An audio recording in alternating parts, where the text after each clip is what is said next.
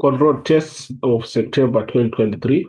So we are going to start all the instructions and information whereby we are given that section A is compulsory, and then section B you have to answer any one question, and then section C also answer one question from that section. So this is what we have, and then we move on to the first part of our question, which is now the section A, which is compulsory.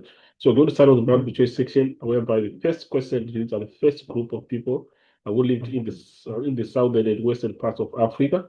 So according to the responses that we are given there, you would see that the correct response is A, which is the question.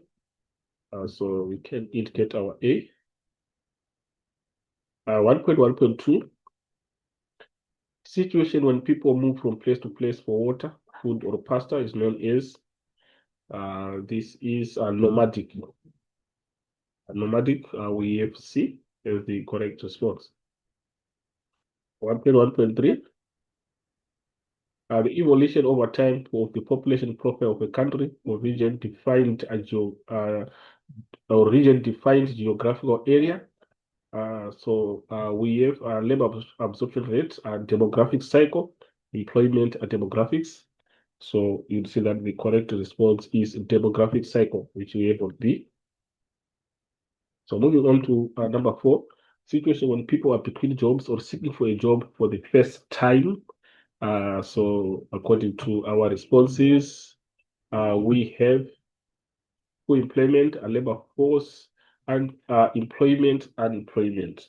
So you see that the correct is unemployment, which is D. Then bringing parties together and getting them to agree on a certain course of action. We have convention, agreement, conciliation, consultation. So the correct response that we have is conciliation. So we have conciliation, C.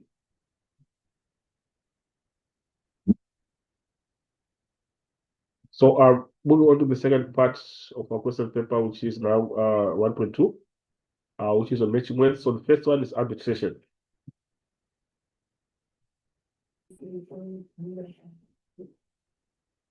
So arbitration basically is a procedure in which a dispute is submitted by agreement of the parties to one or more arbitrators who make a binding decision on the dispute. So we are saying the arbitrator should be impartial, should not take sides. So basically that's what we have. So within that context, we check which explanation do mention that. So if you go down to G, the hearing and determination of a dispute by an impartial referee. So G becomes the correct response. When you go to mechanism, we try to see according to responses that we have, which one do mechanism, but basically mechanism is the introduction of machines or automatic devices into a process or activity. So within that context, you see that D is the most appropriate when human labor is replaced by with machinery. So we have D. And overpopulation, of course, is we are having too many people in a small place. So according to our responses again, we go to E, an increase in population due to an increase in immigration. So this is the most appropriate. We have E. Then we have also migration. So migration is basically moving from one country or place to another. So we have A. The globalization, we know globalization, it is the growing interdependence of world economies. It can be the interdependence in terms of interaction of cultures, which is brought by mainly across-border trade in goods and services. So we are saying when we have globalization, it is facilitated by international trade, whereby different countries exchange goods and services. So with that now, we check which one do matches a globalization according to responses that we have. We have got C, the worldwide integration of markets and production is the most appropriate, C. So we have C. Then we've got specialization. Specialization basically is the process of concentrating on or becoming an expert in a particular subject or skill. So within that context again, we check what do we have in terms of our other section. So if you go to B, when business focuses on producing a limited range of goods and services, so we have B.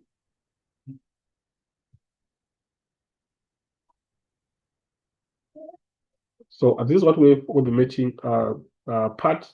When we go to 1.3, we have to give one term for each of the following descriptions, write only the term next to the question number. So movement of people from rural areas to town. Basically, this is urbanization. So 1.3.1, we are saying we have our answer is urbanization.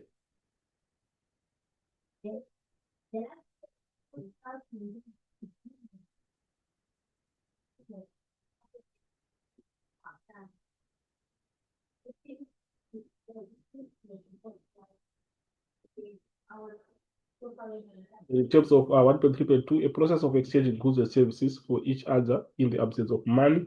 When there's no money involved, so it means it is barter trade.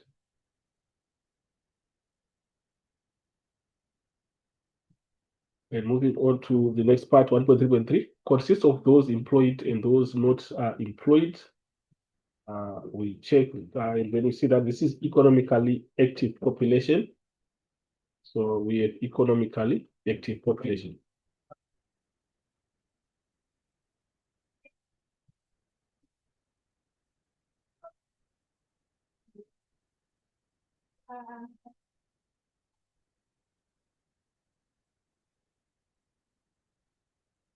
In 1.3.4, an organization that protects and fights for the rights of employees.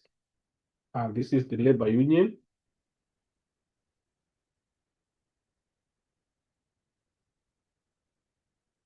So that's what we have on our question one. And of course, this is a total of 10 marks. So from there, we proceed to the next question, which is question two.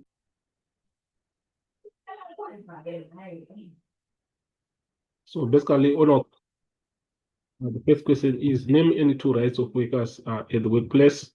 So you'd see that the rights that we have got everyone has the right to fair labor practices. Everyone has the right to form and join a trade union. Every worker has the right to participate in the activities and programs of a trade union to strike. And every employee has the right to form and join an employers organization. Lastly, every employee has the right to participate in the activities and programs of an employers organization. So this on the last part, it is every employer has the right to participate in the activities and programs of the employers organization. So we refer back to the question. We see that our question reads, name two rights of workers at the workplace. So within that context, we can see that on the last point is every employee has the right to participate in the activities. So basically, that's what we have for that part. The next question, briefly explain the law of demand for labor, but we know that the law of demand, it obviously shows the relationship between two variables, whereby we've got the variable price, and also we have the variable demand. So these are the variables that are shown their relationship under the law of demand. So if price increases, we are going to see demand going down. So basically, it explains the negative relationship or the inverse relationship that exists between price and demand, whereby when the higher the price, the lower the demand. When the price increases, demand will decrease. So they move in these two variables, they move in the opposite direction. So that's what the law of demand depict. So in terms of the first point, saying the higher the price of labor, the lower the demand for such a labor. So this is what we have. So basically, the price that we have here is going to be the wage. The wages that are being paid to the workers. So we are saying the higher the price of labor, the lower the demand for such labor. So that's exactly what we have. The lower the price of labor, the higher the demand for such labor will be. So that's what the law of demand explains. So we move on to the next part, which is now the data response on 2.2.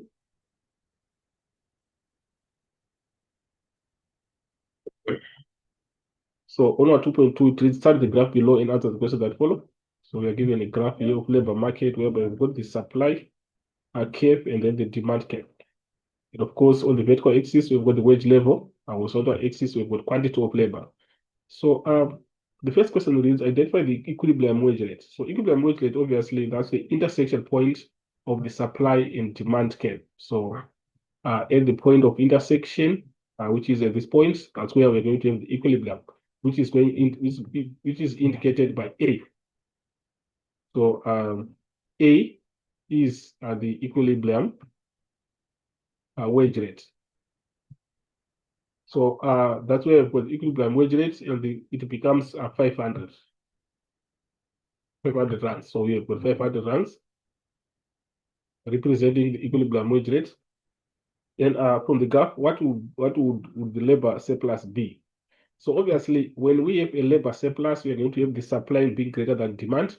So at this point, if the price in terms of the minimum wage is set at 600, which is above the equilibrium point, you are going to see that the quantity of labor demanded will be 100, and then the quantity of labor supplied here will be 200. So the excess that we have of supply by saying 200 minus 100, that is from this point to this point. So basically, it indicates the surplus that we have. So this space that we have here represents the surplus. So our question says, what would the labor surplus be? So if you say your 200 minus your 100, of course we put 200 at this point. This point is 200, and this point is 100. So 200 minus 100 will give you 100. So that's exactly what we have in terms of that on 2.2.2. Whereby you're saying 200 minus 100, then you get 100. Then this next question says, briefly describe the term labor union.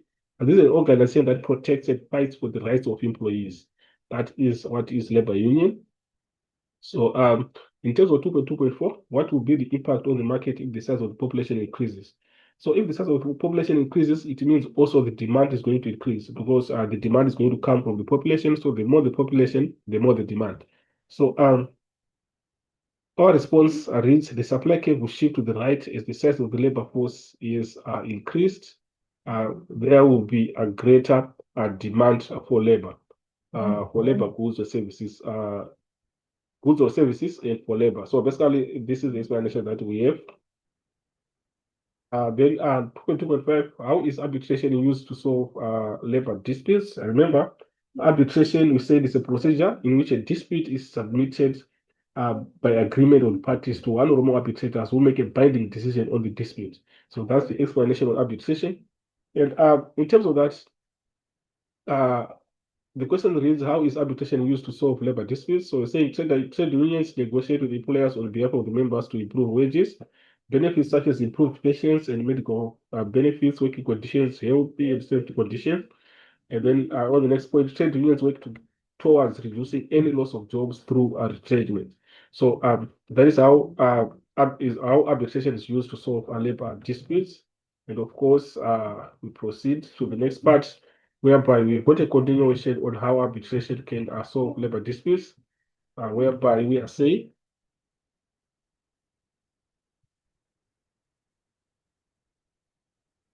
so it helps members to solve grievances again and represent members in labor disputes. So this is a continuation in terms of the question, how is arbitration used to solve labor disputes? So that's what we have. And on 2.3, we have now data response. So we move on to the next part where we have our 2.3. So 2.3 reads, start the information below and answer the questions that follow. So the information that we have is of the bargaining council that you just need to go through.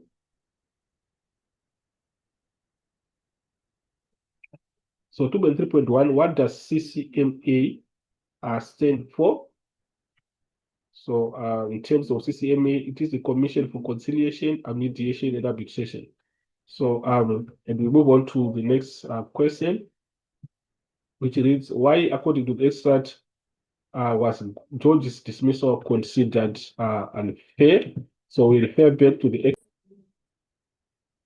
So it was unfair because if you come at this sentence, it reads George says his dismissal was procedurally unfair because the presiding officer who investigated the allegations against him and found him guilty was hired through the same attorneys who conducted the probe. So this is exactly the explanation that we are going to give. Then, in terms of the next question, it says, briefly describe the term a bargaining council. So the explanation of the bargaining council is that it is the organization which facilitates the negotiation process between the unified employees, that is typically trade unions and employers, on matters such as working conditions and wages. So in terms of the next question, 2.3.4, what does the labor appeal court have? Why does the appeal court have greater powers in the labor court? Uh, it can hear appeals against labor court decisions is at the first point, and it can make final decisions which are legal and binding. It can deal directly with matters normally dealt with by labor court. Then 2.3.5, what would the results of an unsuccessful mediation process be? So if it's an unsuccessful mediation process, it means there is no agreement that is going to be reached. So what could be the results of that? So when conciliation fails, a party may request the CMA to resolve the dispute by arbitration.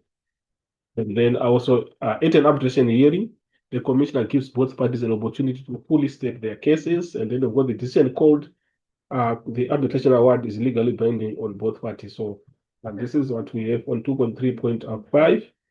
Then, of course, we also have 2.4. So question 2.4 reads, discuss the factors affecting demand for labor in South Africa. So what are the factors affecting demand for labor? Remember, demand for labor is determined from the employer's point of view. So the employers are the ones that demand the workers. So what can affect them from demanding the workers? So we can talk about productivity of labor, productivity being the average number of units that is going to be produced by each individual worker. If you have got high productivity, it means also the employers are going to employ more. So we have a first one is performance of the economy. If the economy grows, more goods and services, if the economy grows, more goods and services are produced by labor are sold and more labor is employed. So if you've got high economic activity, that's what our point is trying to say. High economic activity, obviously, it means that the businesses or the companies are producing more, so they accommodate more workers so that they meet the production the requirements. So then we go to productivity of labor, the relationship between the real output and the quality of input used to produce the output. Productivity is a measure of efficiency. So basically, we also have productivity of labor. Improvements in technology. Obviously, if we have got better technology that we have, it is also going to be act as a it might act as a substitute for human labor. So it's going to obviously have a negative effect on demand for labor. So improvements in technology, technology extends human ability and it advances raises the marginal product of labor. And then we also have the supply of other factors. If capital, land, proper education, and entrepreneurship are not available, workers will not find employment. So basically, these are the factors that we have that can affect demand for labor in South Africa. The 2.5 says evaluate the influence of productivity and skills on labor. So for businesses, that's the first point that we have. Of course, we need to evaluate the influence of productivity and skills on labor. So so if the labor force have got skills to produce, obviously it's going to act in the positive direction of uh, of the performance of the labor. So we are saying business employ workers that are able and have the skills to do the required job. The better skilled and trained labor, the better skilled and trained the labor is, the better the productivity will be. So businesses will therefore look for skilled workers to employ. Business will also train workers to become more skilled for them to be more productive. So these are the points that we have in terms of an evaluation on the influence of productivity and skills on labor. So this marks the end of our question 2.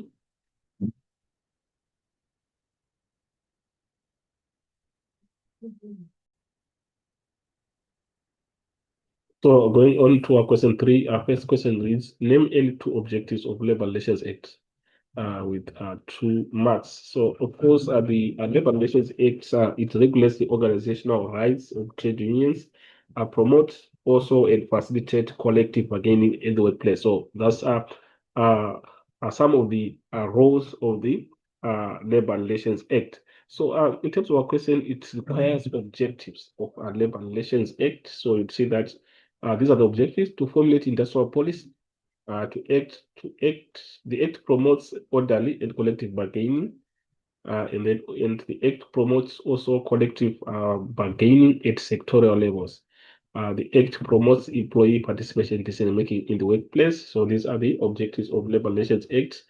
Then we move on to the next question: why is the CCMA important? So in terms of why the CCMA is important, we can see that they resolve disputes through conciliation or arbitration. And CCMA also publish information on its activities and guidelines for dispute resolutions. So these are the points that we have in that. But the question only requires 1 point, is indicated on the mark allocation. Then we go to the data response part.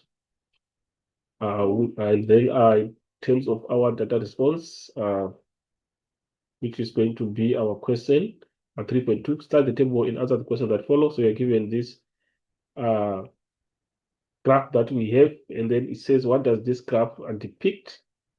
So of course, we can try to analyze and see what it depicts.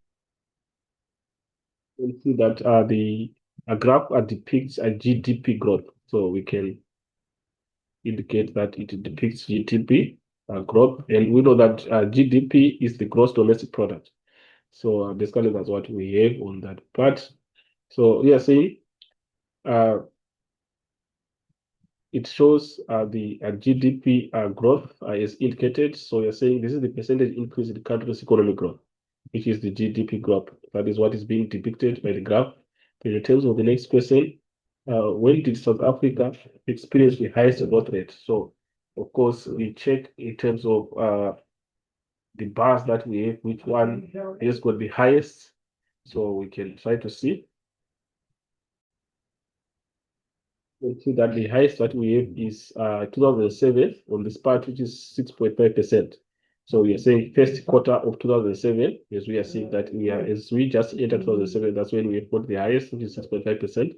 So first quarter of 2007. Then we'll move on to the next one. Briefly describe the term economic growth. Economic growth is described as the increase in economic activity in the country, whereby we measure it by comparing the previous year's monetary value of goods and services being produced to the current year. So if there's an increase, we say there is economic growth, or the increase in GDP indicates economic growth. So the description that we have according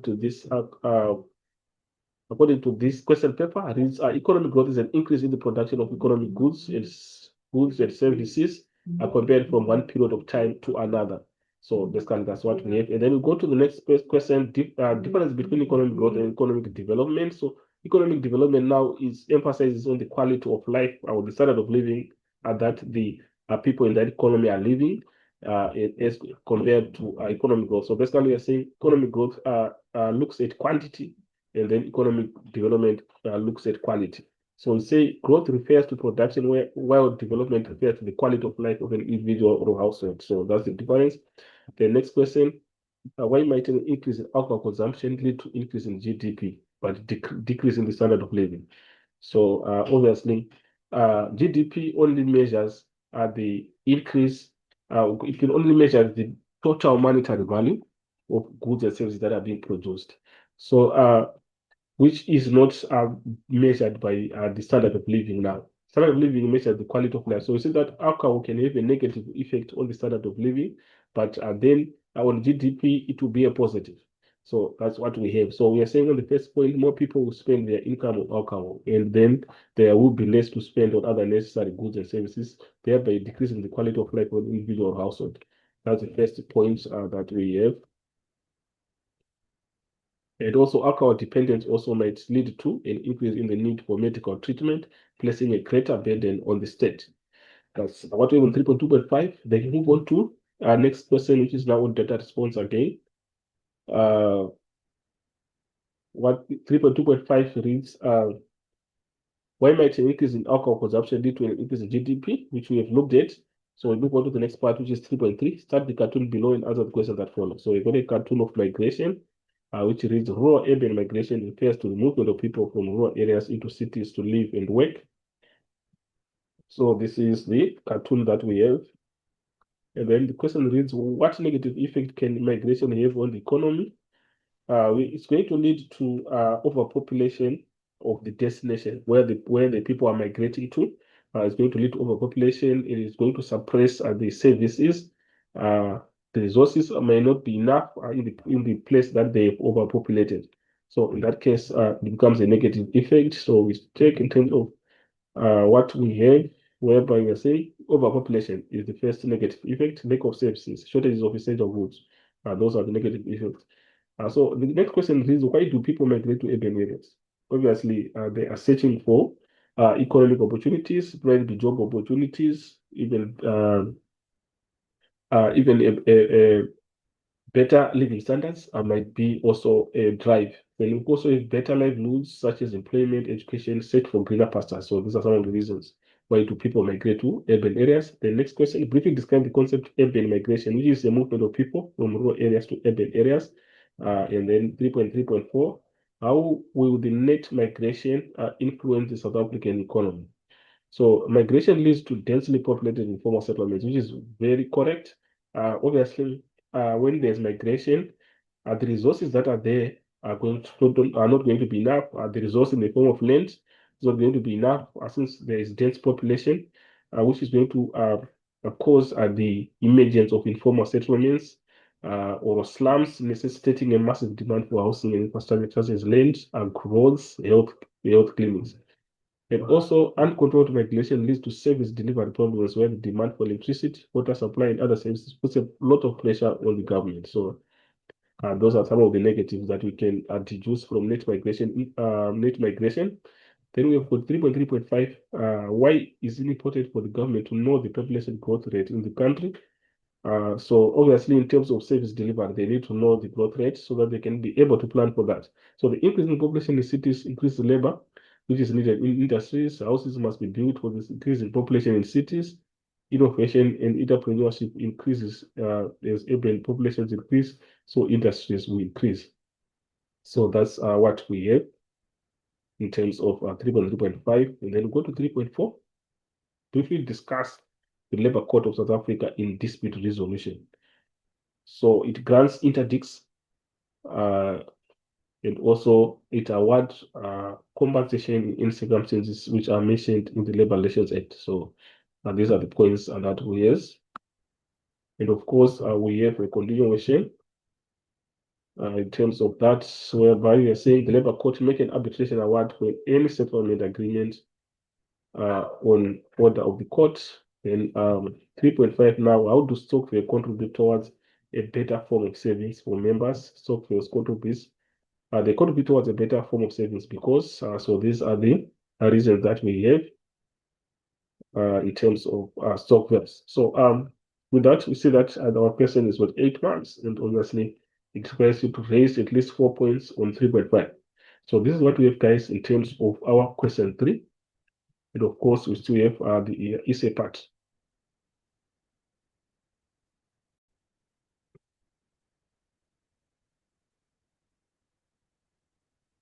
So question 4 is an essay question, and it reads and discuss in detail the industrial development with 20 marks. So this additional part now is the second point, which reads how was surplus production, trade, and transport development used in evolution of markets. So we start on the first part, but of course, this is an essay, so we are supposed to start with an introduction. So in the introduction, you can define a key term that is in the question. In this case, we've got industrial development. But basically, industrial development, it is the motive force behind economic growth.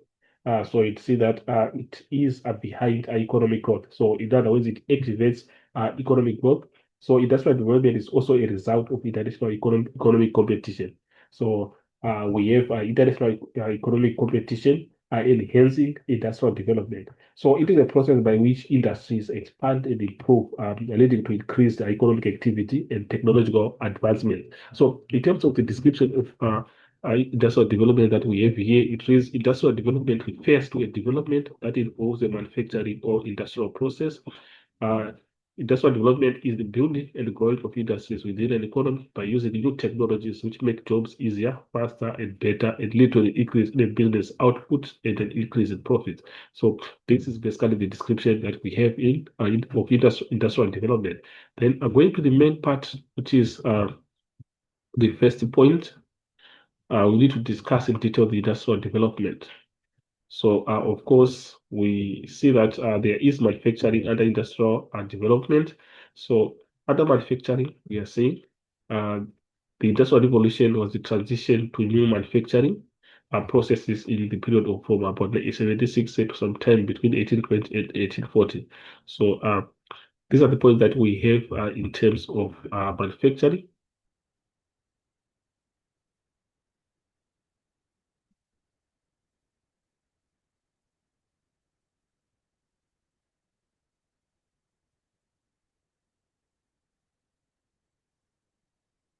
So, I'm referring back to our question. Remember, our question is um, we check back according to the question that we have.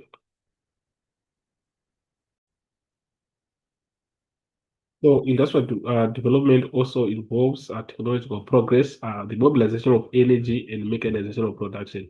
So after that, we've got transportation improvement, also communication improved.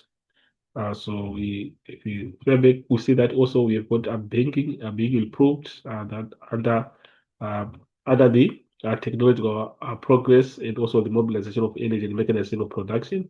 And then moving forward, under urbanization and migration, we've got urbanization, we've got migration, whereby urbanization basically this is the movement that we are having into the cities and towns. So we have got also migration, which basically describes the movement of people from one place to the other. And we go to modern day migration, whereby we have got refugees, displaced people, mass migrations. We go to a continuation of the points that we have in terms of the first part, which is going to be our main part. And of course, as an essay, we are supposed to end with a conclusion, and this is the typical conclusion that we can come up with according to our question on industrial development.